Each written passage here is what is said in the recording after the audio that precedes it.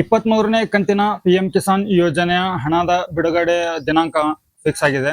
So ಈ ಒಂದು 23ನೇ ಕಂತಿನ ಪಿಎಂ ಕಿಸಾನ್ ಯೋಜನೆಯ 2,000 ರೂಪಾಯಿ ಹಣ ರೈತರ ಖಾತೆಗೆ ಯಾವಾಗ ಜಮಾ ಆಗುತ್ತೆ, ಜಮಾ ಆಗಬೇಕು ಅಂತಂದ್ರೆ ರೈತರು ಏನೆಲ್ಲ ಎಚ್ಚರಿಕೆಯನ್ನ ವಹಿಸಬೇಕು, ಇದ್ರ ಬಗ್ಗೆ ಸಂಪೂರ್ಣವಾದಂತ ಮಾಹಿತಿಯನ್ನ ಇವತ್ತಿನ ಈ ಒಂದು ವಿಡಿಯೋದಲ್ಲಿ ತಿಳಿಸ್ಕೊಡ್ತೇನೆ. ವಿಡಿಯೋನ ಪೂರ್ತಿಯಾಗಿ ನೋಡಿ. ಚಾನಲ್ಗೆ ಯಾರೆಲ್ಲ ಹೊಸಬರು ಇದ್ರೋ ಚಾನಲ್ಗೆ ತಪ್ಪದೇನೆ ಸಬ್ಸ್ಕ್ರೈಬ್ ಮಾಡ್ಕೊಳ್ಳಿ. ಇದೇ ತರ ಉಪಯುಕ್ತ ಮಾಹಿತಿಗಳು ನಿಮ್ಗೆ ನಿರಂತರವಾಗಿ ನೋಟಿಫಿಕೇಶನ್ ಬರ್ತಾ ಇರುತ್ತೆ.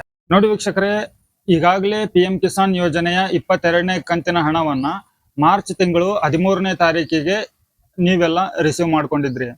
ಸೊ ಈಗವಾಗ ಅದೇ ತರಾನೇ 23ನೇ ಕಂತಿನ ಹಣವನ್ನ ಬಿಡುಗಡೆ ಮಾಡ್ಲಿಕ್ಕೆ ಕೇಂದ್ರ ಸರ್ಕಾರ ಮುಂದಾಗಿದೆ. ದಿನಾಂಕ ಕೂಡ ಫಿಕ್ಸ್ ಮಾಡಿದೆ. ನಾನು ನಿಮ್ಗೆ ವಿತ್ ಪ್ರೂಫ್ ಸಮೇತ ತಿಳಿಸ್ಕೊಡ್ತೇನೆ.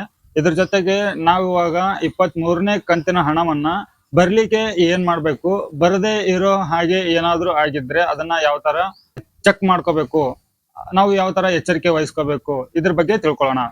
ಹಣ ಬರ್ದೇ ಇರೋಕೆ ಕಾರಣಗಳು ಏನು ಅಂತ ಅನ್ನೋದಕ್ಕಾಗಿ ನಾನು ಇಲ್ಲಿ ನಿಮ್ಗೆ ಪಕ್ಕದಲ್ಲಿ ಒಂದು ಚಾರ್ಟ್ ಅನ್ನ ತೋರಿಸ್ತಾ ಇದ್ದೇನೆ.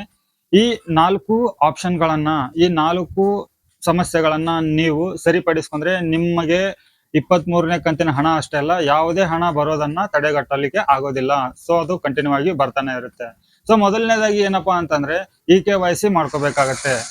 ಸೊ KYC ಅಂತಂದ್ರೆ ಏನು, ನಿಮ್ಮ ಬಯೋಮೆಟ್ರಿಕ್ ಮತ್ತೆ OTP ಮುಖಾಂತರ ಇದನ್ನ ವೆರಿಫೈ ಮಾಡ್ಬೇಕಾಗತ್ತೆ. ನಿಮ್ಮ ಆಧಾರ್ ಕಾರ್ಡಿಗೆ ಮತ್ತೆ ಬ್ಯಾಂಕ್ ಪಾಸ್ಬುಕ್ಕಿಗೆ, ನಂತರ ನಿಮ್ಮ ಫ್ರೂಟ್ ಐಡಿಗೆ, ನಿಮ್ಮ ಹೊಲದ ಡಾಕ್ಯುಮೆಂಟ್ ನಲ್ಲಿ ಎಲ್ಲ ಹೆಸರುಗಳು ಸರಿಯಾಗಿದೆ ಅಲ್ಲ ಅಂತ ಹೇಳಿ ಚೆಕ್ ಮಾಡ್ಕೊಳ್ಳಿ.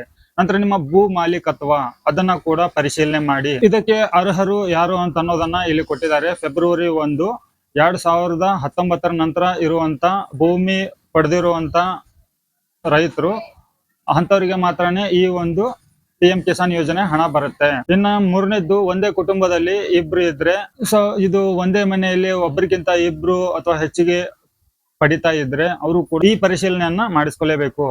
ನಂತರ ಇಲ್ಲಿ ತಾಂತ್ರಿಕ ತಪ್ಪುಗಳು ಆಗ್ತಾ ಇರುತ್ತೆ. ಸೊ ಈ ತಾಂತ್ರಿಕ ತಪ್ಪುಗಳು ಅಂತಂದ್ರೆ ಏನು, ಆಧಾರ್ ಕಾರ್ಡಿಗೆ ನಿಮ್ಮ ಬ್ಯಾಂಕಿನೊಂದಿಗೆ ಲಿಂಕ್ ಆಗಿರೋದಿಲ್ಲ, ಆಧಾರ್ ಸೀಡಿಂಗ್ ಆಗಿರೋದಿಲ್ಲ, KYC ಆಗಿರೋದಿಲ್ಲ.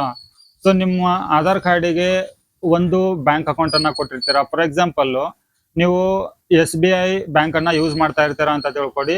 ನಿಮ್ಮ ಹತ್ರ ಇನ್ನೂ ಒಂದು ಗ್ರಾಮೀಣ ಬ್ಯಾಂಕ್ ಇದೆ ಅಂತ ಹೇಳಿ ತಿಳ್ಕೊಳ್ಳಿ. ಸೊ ನೀವು SBI ಬ್ಯಾಂಕ್ ಅನ್ನ ಲಿಂಕ್ ಮಾಡಿರ್ತೀರಾ, ಆದ್ರೆ ನೀವು ಚೆಕ್ ಮಾಡ್ತಾ ಇರೋದು ಬಂದ್ ಆಗಿರುವಂತ ಅಕೌಂಟ್ ಅನ್ನ, ಅಥವಾ ಬಂದ್ ಆಗಿರುವಂತ ಅಕೌಂಟ್ ಅನ್ನ ನೀವು ಪಿಎಂ ಕಿಸಾನ್ ಯೋಜನೆಗೆ ಬಂದ್ ಆಗಿರುವಂತ ಅಕೌಂಟ್ ಅನ್ನ ಕೊಟ್ಟಿರ್ತೀರಾ.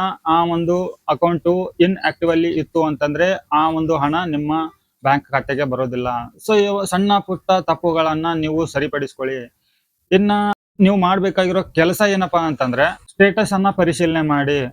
ಪಿಎಂ ಕಿಸಾನ್ ಪೋರ್ಟಲ್ಗೆ ಹೋಗ್ಬಿಟ್ಟು ಅಲ್ಲಿ ನೀವು ನಿಮ್ಮ ಒಂದು ಸ್ಟೇಟಸ್ ಅನ್ನ ಚೆಕ್ ಮಾಡ್ಕೊಳ್ಳಿ. ನಂತರ ನಿಮ್ಮ ಫಲಾನುಭವಿಗಳ ಲಿಸ್ಟ್ ಅನ್ನ ಪರಿಶೀಲನೆ ಮಾಡ್ಕೊಳ್ಳಿ.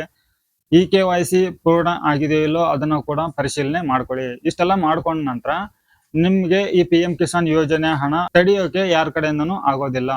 ಸೊ ಇವಾಗ ಪಿಎಂ ಕಿಸಾನ್ ಯೋಜನೆ ಬಗ್ಗೆ ನೀವೇನೆಲ್ಲ ಎಚ್ಚರಿಕೆ ವಹಿಸ್ಕೋಬೇಕು ಅನ್ನೋದ್ರ ಬಗ್ಗೆ ತಿಳ್ಕೊಂಡಿವಿ. ಇವಾಗ ಪಿಎಂ ಕಿಸಾನ್ ಹಣವನ್ನ ಯಾವಾಗ ರಿಲೀಸ್ ಮಾಡ್ತಾ ಇದ್ದಾರೆ ಅಂತ ಅನ್ನೋದಾಯ್ತು ಅಂತಂದ್ರೆ ಇದೇ ತಿಂಗಳು ಜೂನ್ 20ನೇ ತಾರೀಕಿಗೆ ಪಿಎಂ ಕಿಸಾನ್ ಯೋಜನೆಯ 23ನೇ ಕಂತಿನ ಹಣವನ್ನ ಬಿಡುಗಡೆ ಮಾಡ್ಲಾಗ್ತಾ ಇದೆ.